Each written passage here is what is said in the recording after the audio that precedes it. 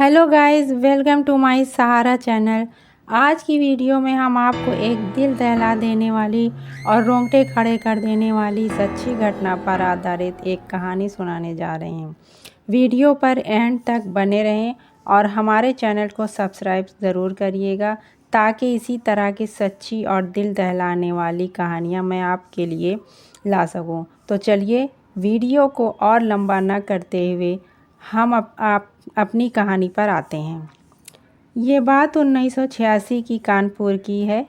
ये बात मेरे एक रिश्ते की आंटी की है। जब मैं उनकी शादी हुई तो वो अपने ससुराल गईं। वो घर उनके पति के बड़े भाइयों का बनवाया था और दो बात मेरी आंटी के मम्मी पापा को नहीं मालूम थी। मेरे आंटी के हस्बैंड का नाम अरशद था। शादी के बाद मेरे आंटी के ससुराल वालों ने उनका चूल्हा अलग कर दिया। अरशद की आमदनी बहुत कम थी और घर का खर्च चलने में परेशानी हो रही थी। थोड़े दिन के बाद उनके भाइयों ने कहा कि अब तुम यहाँ से जाओ और कहीं और जाकर अलग घर ले लो।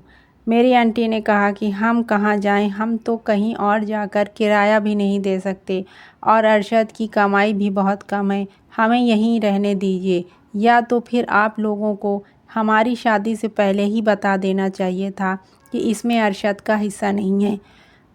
उनके भाइयों ने कहा कि हमसे ज़्यादा ज़बान मत चलाओ, हमने तुम दोनों की शादी कर दी और इतने दिन तुम लोगों को अपने घर में रख लिया, यही बहुत बड़ी बात है और अब ये हमारे बाल बच्चों का घर है, तुम दोनों यहाँ से जाओ।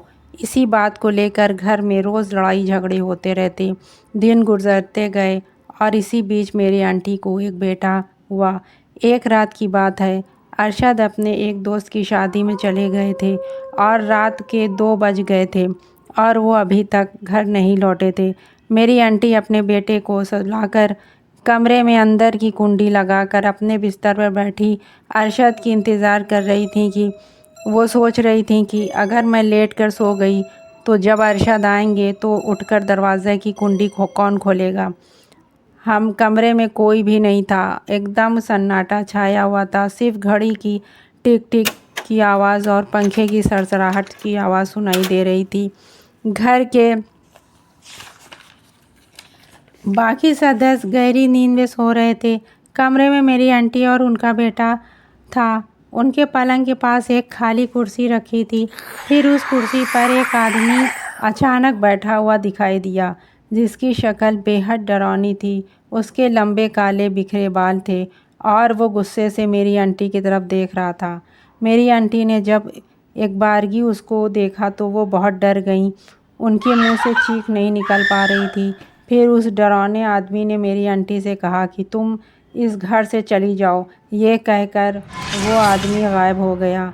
ये सब देखकर मेरी आंटी अपने होश खो बैठी। उनके दिल की धड़कन बहुत तेज़ हो गई और उनके हाथ पांव ढीले पड़ गए। कुछ देर बाद दरवाज़ा पीटने की आवाज़ आई।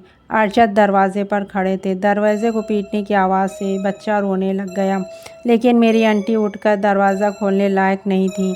फिर उन्होंने हिम्मत करके उठकर दरवाज़ा खोला और अरशद को देखते ही चीख मारकर रोने लगीं और उनको सारी बात बताई। सुबह होने पर जब अरशद ने अपने भाइयों से ये बात बताई तो किसी ने जवाब नहीं दिया। मेरी आंटी ने ये बात अपने माँ बाप से भी बताई तो उनके माँ बाप ने उनको अपने घर में रहने की जगह दे दी और फिर वो अपने इस घर को छोड़कर अपने पति और बेटे को साथ अपने मायके में रहने लगी। आज भी जब मेरी आंटी उस घटना को याद करती हैं तो सिहर उठती हैं। अब आप लोग मुझे कमेंट में बताइए कि वो आदमी कौन था, कहाँ से आया था और कहाँ गायब हो गया।